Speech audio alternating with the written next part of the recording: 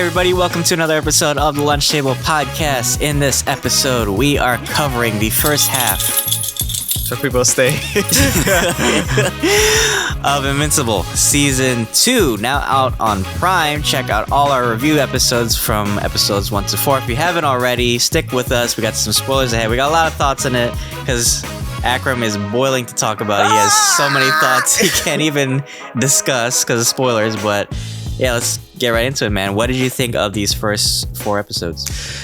Yeah, they were great. I think everyone could say the same, that sometimes the showing of different characters was a bit jaunting. I know a lot of people had issues with part 1 where it's like the pacing maybe is a little off, it's a little too fast. I definitely think that it will be cool a little bit later on where the episodes maybe could be 45 minutes rather than like 30-minute chunks. But for the most part, I think part 1 is a great taste or a great way to dip your feet in the water, because there's a lot of crazy stuff that will come eventually. Mm.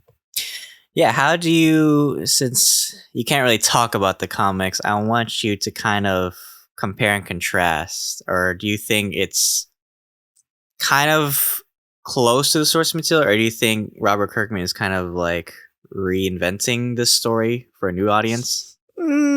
I think season 1 was a great improvement on the comics in many fronts. I think season 2 adapted more from the comics, but the way how they improve certain things wasn't actually how you expect. I think they improved Debbie's feelings on the matter of Nolan, his betrayal to humanity. I think that's a cool improvement. Also, they're given more screen time to Adam Eve when we had that special presentation, because we can't forget about that. And then also here, there's some stuff that has repercussions. Her powers are great, but it does have repercussions if she's not really detailed oriented. And she's by the end of the day, she's not really like a super genius. She's smart, but she's not a super genius to think of everything. So I like these little, everything has a caveat. If it's not directly tied to the comic, like a really faithful adaptation, then they're going to have to add certain pitfalls to the characters in order to flesh things out, to make it more nuanced and balanced. And for the most part, I think we haven't really had time to see the changes. They just went fully, I think they went the safer approach, at least for part 1, where it's like, okay, we're going to adapt it like this because soon there's going to be major turning points for these characters. And maybe we could do something expressive via Prime Studios in order to do that. But for the most part 1 wasn't anything odd. I think if you're an avid Invincible comic reader, you will notice many things from the comic that made it into the show. And of course, dialogue was always going to be different. That's a given. But for the most part, yeah, I think they played it safe. It wasn't like a lot of huge changes. If anything, actually, they shortened a lot of moments that happen in the comics, which, of course, this is not going to be like an anime where you have like 80 episodes per season. So I kind of understand that, I think the beauty of when you have a television adaptation or even a movie adaptation is that you can kind of rework your own story. I think Robert Kirkman does really well, and he does this with Walking Dead, is he knows his source material, but I think he wants to look for new audiences because he knows not everybody reads the comics. So I think in a way he kind of rewrites his own history in a way, or his own stories, which is really nice. And he even mentioned too, he's like, he's not sure if he could do Invincible every year. It's very demanding animated wise, you can tell just from these first 2 seasons. So I feel like in a way he has to kind of compress it, or at least omit some storyline or change things up just to keep it fresh, but also adapting because there's a very huge serial, right? I mean, you've pretty much read almost all of it, and you forget some stuff sometimes, so it's like to bring it on screen, there's only so much they can get away with. But I think what they do get away with is really successful. And I think the style is just like so paradoxical because there are these really bright and very lighthearted characters and these very like lighthearted moments, but it has very dark graphic moments in them. I think season 2 really elevates that from season 1. Of course, nothing will beat the fight between Omni-Man and Mark. Yeah. But who knows? And eventually, you keep saying there's bigger things to see ahead. So looking forward, I can definitely see more grand battles happening, more epic scenes, more bloodshed. Eventually. But I think so far these first 2 episodes for me have been pretty good. I feel like there is maybe a pacing problem at times. I think they linger a little too much on stuff that's happened in season 1. I think I would like to shift a little bit forward with the story, right? Especially because there's so much ground to cover.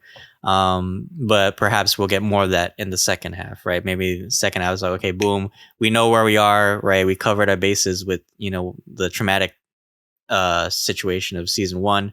So now we can just move along with the story and see Mark's transformation as a hero, right? Absolutely. And you usually judge a show by its season when it gets there. And so the season hasn't really ended, and maybe in the future we'll look back and we'll say, oh, wow, this is actually better than season 1. It depends how the rest of the episodes are. But do you think it was a strong start for season 2? Being a non-comic reader of Invincible anyways, was it just a strong start to another season of a show? It feels a little different. I think I still prefer season 1 because I was still kind of naive to that. Here, I kind of expect, because I watched season 1, I know what to expect for season 2. Maybe it feels dialed down just a little bit, but I think there's a lot of heart and a lot of emotion in this season more than season 1. And I think to bring that element to an animated series is really powerful. And we didn't even get to talk about the Adam Eve. I was so mad because we watched it at Comic-Con. Holy crap. When I first saw it at the screening, I thought it was such a unique way of introducing season 2 because it's not even about Mark. It's about Adam Eve, but it's still nonetheless a powerful story about just like humanity and family, right? And, the power, what I like about this show is that the powers, it's not a show about the powers, it's a show about the people. The powers are just like something that elevates the story, right? But at the heart of it, it's about these families, right? And I think these characters work really well on screen, and the voice actors lend so much depth to them as well, and make you feel like you really know them, and your heart breaks for them at moments, especially like for Debbie in this season. Like these first 2 episodes were like really traumatic for her, and to see like her in each episode, it's like my heart breaks for her like every episode. And even for Mark too, because it's like he has to bottle all this emotion and he feels this pain that he's trying to harbor back, and he doesn't want to be like his dad, but at the end of the day he is his son. So I want to see like where his journey takes him in part 2. Yeah, I completely agree.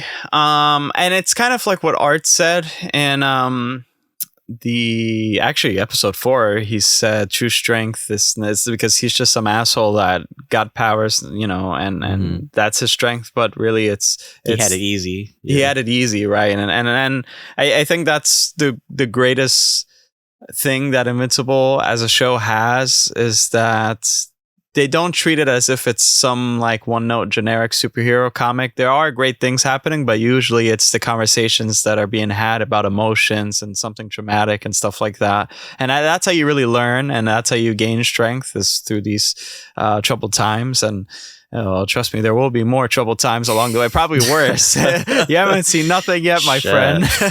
So, but I mean, for the most part, judging it by just like pretending if I'd never seen an Invincible comic in my life, and judging it as if I never seen Invincible season 1, I definitely say that the show, I could understand why people will see Invincible season 2 and not be as addicted to it and its mystery as much. I mean, of course, it'll be weird to just jump into season 2 rather than season 1. But as I feel like Invincible now, at least from part 1 to part 4, has to rely a lot, like you said, on the past and also the success of season 1. And I'm hoping that they could really do something great for part 2. I'm thinking maybe part 2 is like going to be balls to the walls. I don't know why they like did a penultimate episode or whatever you call it, where they basically did the Walking Dead thing, where it's like, oh, we have 10 episodes. Oh, okay, let's wait until next year. I don't know why they did that. I don't know if it's like a game. It's like to make fun of people. I don't know why they did that, but they're still rendering the next 5 episodes. I had like a thought about that. I was thinking about that. I was like, are you guys like okay there? What's going on? Yeah, it's a little weird unless that they're trying to make a statement where it's like, okay, now it's gonna like be really, balls to the walls. It's gonna go insane. I mean, they have a huge cast from the trailer we've seen, and there's a lot of people that we haven't heard of yet. So I'm wondering. I think in a way they kind of lose the audience in a way because you get addicted to these episodes and you want to see more. But even this series, it's like some people are kind of faltering with the episodes too. So it's like you want to keep them hooked. So why not just give us the whole dish, right? Instead of serving the appetizers. Yeah. I think it'd just be better if we got every episode every week and then it's like boom. Because I think they did that with the last season too. Like in a way, that's I think the success of the last season, because it was building up to the confrontation with Mark and Omni-Man, right? There was like this whole suspense of like, oh, is he gonna find out, right? Now because of that revelation, it's like now it's building up toward the Viltrumites, I guess. So it's like you want to see like how they're going to play in this universe, right? And they're kind of building on that. I see that, and I mean they're making appearances here and there. We're getting to see like different parts of the galaxy, with Alan the alien too. So I like that we get to see different parts of not just Earth, but also like the different parts of the Invincible universe too. But I feel like I don't know. I feel like the threat of season 1 loomed heavier than in this season. I don't know. How do you feel about it? No, absolutely. The problem is part 1 to 4 revealed a lot, but again, we still need a main villain. We need something to go up against, and right now I feel like part 1 to or episode 1 to episode 4 is really about dealing with the inner struggle, but now you have to deal with the matter at hand a little bit later on, and that's going to definitely loom over season 2 rather, and that could actually be a good thing. So they haven't really fully unlocked the potential of this season yet, because again, there will be things that are way more catastrophic than what occurred in season 1. I'd reckon it's absolutely unfathomable what will happen, and you'll look at season 1's ending and you'll think, oh, that wasn't such a big deal. Like I wish Mark got off easy then, basically. So it's like, but to get to that point, they had to make a really humanistic tale to really now you get it, because you're looking at a cartoon and sometimes you don't take things as serious, but now you get it, right? I'm showing you this, so now you feel for these characters, and now look what I'm going to do to you. And so I think that's what they're trying to do. I don't know if they're going to get to it all. And it's also a caveat as well with that, because then you have pacing issues just because there's so much you need to show. And if you don't show it all, you could literally make a lot of seasons out of Invincible.